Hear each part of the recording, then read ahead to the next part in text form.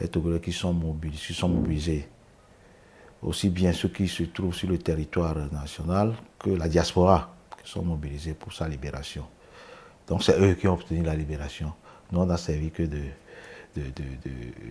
médiation. d'outils. Outils, ok. Oui.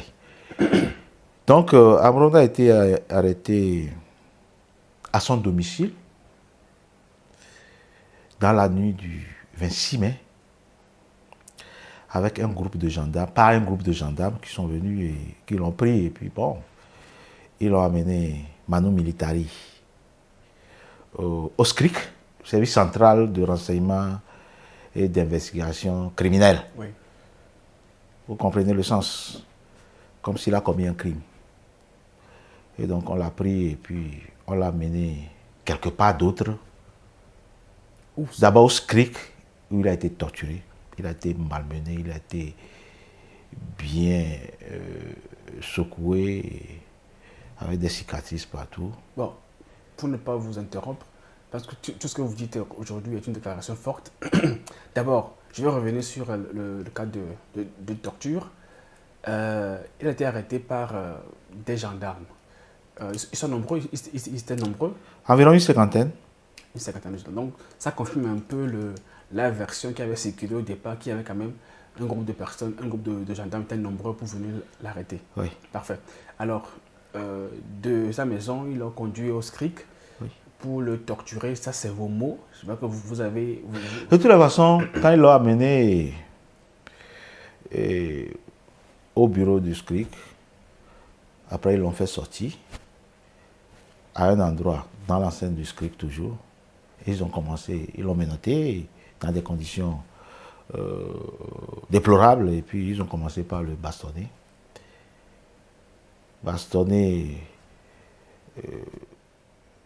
Et puis on lui a demandé, mais qu'est-ce que nous sommes en train de vous faire? Il a dit non, vous êtes en train de me redresser. Il a dit non, ils ont dit. Ces détracteurs ont dit non, on ne vous redresse pas, on vous torture.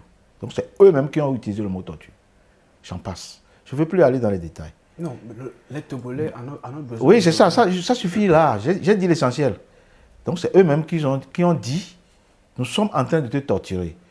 Et si Dieu t'aide, tu t'en sors un jour, tu peux aller faire tes lives pour dire que nous t'avons torturé. Mais personne ne nous fera rien. Donc là, c'est... J'ai cité. Les gendarmes... J'ai cité les gendarmes. Je les ai cités. C'est comme ça que c'est passé. Et donc, après, on l'a amené quelque part d'autre que lui-même il ignore parce qu'on lui a bandé les yeux. Et puis, on l'a rasé. Avant de l'amener au centre psychiatrique de Zébé.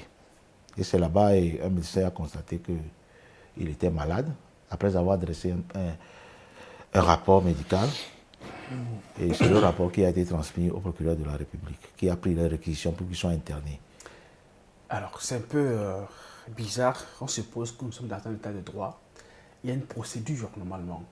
On suppose aussi que Amron aurait tenu des propos un peu délicats vis-à-vis de l'autorité. Alors, dans ces conditions, comment est-ce que, normalement, en tant qu'avocat, comment est-ce que, normalement, on interpelle les gens dans un état de droit?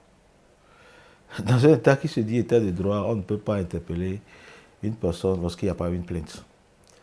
Une plainte adressée au procureur de la République et pour que des officiers de police judiciaire, qui sont soit les policiers ou les gendarmes, puissent venir interpeller une personne, il faut soit un soit transmis ou un mandat d'amener ou éventuellement dans une mesure, bon, il peut s'agir d'un mandat d'arrêt lorsque la personne a fait des points. Ça dépend des circonstances.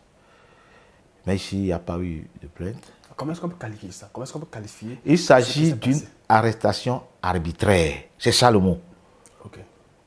Des gens sont venus l'arrêter et on l'a amené quelque part. Et puis, bon, voilà ce qui s'en est suivi à l'insu du procureur. Jusqu'alors, le procureur n'était pas informé. Personne ne l'a informé. Pour son arrestation, le procureur n'était pas... Ni avant, ni après. C'est après Zébé qu'on a informé le procureur. Après le rapport de... Et qu'est-ce que le procureur a fait dans ces conditions-là que doit faire le procureur Non. quand il sait qu'au préalable, la procédure a été viciée? Non, le procureur n'a fait aucune procédure judiciaire contre lui jusqu'alors. Non, je parle de quand le procureur prend... Lorsqu'on a saisi le procureur d'un rapport qui fait état d'une défaillance mentale, un rapport d'un médecin psychiatre addictologue qui fait état d'une défaillance mentale au niveau de l'intéressé, le procureur n'a fait qu'une réquisition pour son internement. Et c'est normal. C'est ce qu'il devra faire. Alors, maintenant, est-ce que le procureur a été informé que la procédure à la base n'était pas la bonne? Et s'il est informé, qu'a-t-il fait? Est-ce qu'en tant que procureur, quand même, c'est parce que je ne suis pas juriste? Non, il n'était pas informé et c'est ce qu'il a fait que je vous dis. Donc il ne savait pas comment est-ce que Amron a été arrêté. Non, il doit être informé. Et Non, il n'a rien à faire. C'est ce qu'il devait faire en tant que procureur qu'il a fait. Ok. Puisqu'il n'a fait aucune poursuite contre lui. Puisqu'il reconnaît que rien n'a été observé à la base, donc il ne peut pas poursuivre. Vous convenez avec nous? Donc, pour que le procureur soit poursuive ou bien initie une procédure pénale contre lui, il faut qu'il y ait une plainte ou à défaut, lorsqu'on interpelle la personne, on l'informe et il donne les consignes pour faire ce qu'on appelle une enquête préliminaire. L'enquête n'a pas été menée, il n'y a aucun procès verbal d'enquête préliminaire, le procureur ne pouvait pas poursuivre. Donc, à ce jour, et il n'y a aucune plainte retenue contre Amron. Officiellement, non. Officiellement, non. Alors, nous avons vu quand même une vidéo, je rappelle que j'oublie juste la date, dans laquelle Amron s'excusait publiquement et il a présenté des excuses à M. Faure Gnassingbé qui est actuellement président du conseil. Est-ce que ça veut dire que c'est le président du conseil qui aurait mandaté les gens pour qu'on puisse l'arrêter, puisque c'est à lui qu'il a adressé ses excuses? Je ne sais pas ça, je ne pourrais le dire, puisque quand on l'a interpellé, ce qu'on lui reprochait, c'est d'avoir tenu des propos désobligeants et injurieux à l'égard de M. Faure Gnassingbé. Et donc, c'est ça qu'on lui reprochait. Et donc, à un moment donné, lorsqu'il était à Zébé, on a continué par lui reprocher cela. Il dit, bon, si cela ne tient, moi j'ai dit des vérités. Mais si vous estimez, ça peut être vrai que j'ai exagéré peut-être en utilisant des mots injurieux. Dans ce cas, je suis prêt à présenter des excuses. C'était pas sous menace? Suivez-moi bien. Ok. Je suis prêt à présenter des excuses. Mais laissez-moi aller chez moi, rentrer chez moi. Les conditions dans lesquelles j'étais pour tenir ces propos, je veux me mettre dans ces conditions pour présenter mes excuses. C'est ça qu'il a demandé. Personne ne l'a entendu, on dit non, ici, c'est ici que tu dois présenter des excuses.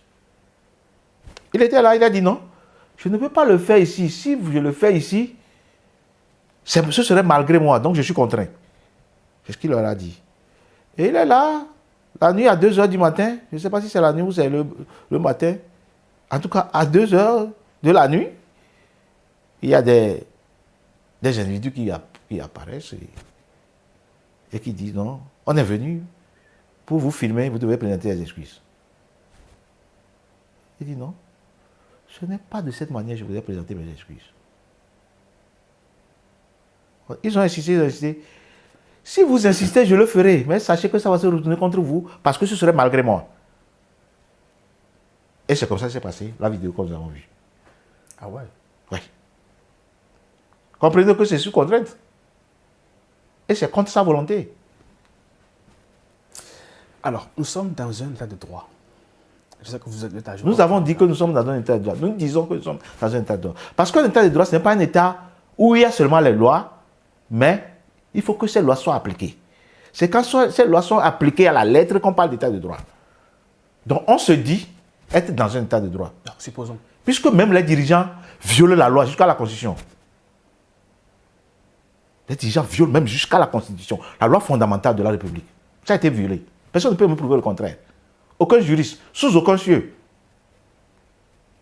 ne peut me prouver dans ce pays qu'on n'a pas volé, qu'on n'a pas violé l'article 59 de la loi de la Constitution de 92. Ça a été violé par les députés, par les élus du peuple. Figurez-vous, on n'est pas en danger. Alors, je suis un peu sonné parce que j'entends aujourd'hui. Alors, sur la toile, nous, on n'était pas informés des conditions dans lesquelles Amouron a planté les excuses. Il y a eu des supputations. On se disait que forcément, il y aurait fait ces contraintes. Mais sur la toile, les amis du régime, ceux qui sont peut-être à dessein, ceux qui sont proches du régime, ont célébré cela comme une reconnaissance de Amouron, de ses fautes vis-à-vis de l'offense qu'il aurait faite vis-à-vis de M. Faure Gnassingbé. Alors, on suppose qu'il a reçu et qu'il a accepté ces excuses-là, parce que c'est à lui qu'on a adressé les excuses. Est-ce qu'il pourrait être informé des conditions dans lesquelles les excuses lui auraient été présentées? Ça, je saurais le dire. Peut-être que c'est ceux qui ont manigancé je sais pas, cette vidéo-là, ceux qui ont préparé, manigancé cet épisode de leur film, qui serait à même de dire si le chef de l'État est au courant ou s'il a accepté, je ne sais pas. D'accord. Ils l'ont fait, je ne sais pour quelle intention. Okay. Aujourd'hui, vous êtes son avocat. À quel moment vous avez été saisi? Est-ce que vous avez été commis d'office ou bien vous êtes... C'est les parents qui m'ont constitué. Okay. C'est la famille de toute façon. C'est la famille qui m'a constitué. Pour retourner en arrière, j'ai aussi vu dans la vidéo, sa mère aussi, dans une vidéo, la maman de Amouron avait aussi planté les excuses. C'était aussi sous contrainte? C'est faux. En tout cas, moi, je n'ai pas vu la vidéo dont vous parlez. La vidéo quand même. Puisque lorsque même la vidéo d'excuses de son fils de Amouron est apparue sur les réseaux sociaux, la maman disait que non, ouais.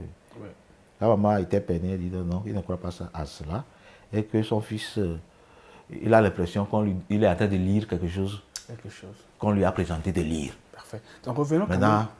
Si elle-même présente des excuses, en tout cas je ne l'ai pas vu, je ne sais pas comment c'est passé. Hier j'ai passé pratiquement toute la journée avec la maman. Je ne sais pas. Bon.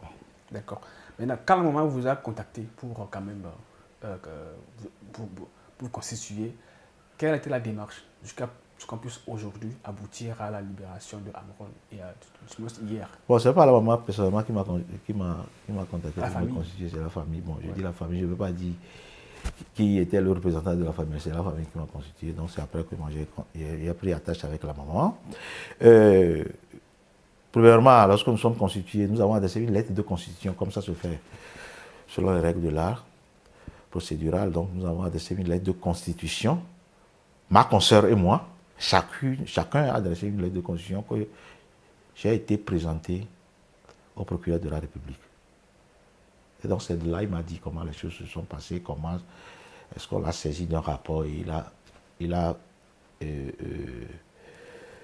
pris une réquisition pour son enterrement. Et donc, après, j'ai essayé de le voir, de rencontrer mon client, ça a été difficile. Comment difficile, comment? Non, ça a été difficile, vous comprenez comme ça. Bon, les deux veulent comprendre, à moins que c'est des coulisses de... Non, qui vous aurait empêché de rencontrer votre client?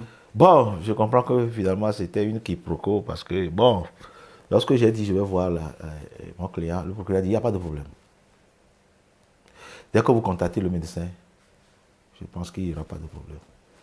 Parce que moi, quand j'ai contacté le médecin, il a refusé. Il a dit non, que c'est le procureur qui doit me donner une autorisation. Si le procureur donne une autorisation.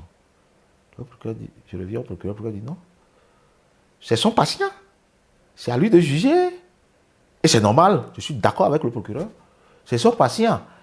C'est à lui de juger si son patient est habilité à discuter avec quelqu'un ou pas.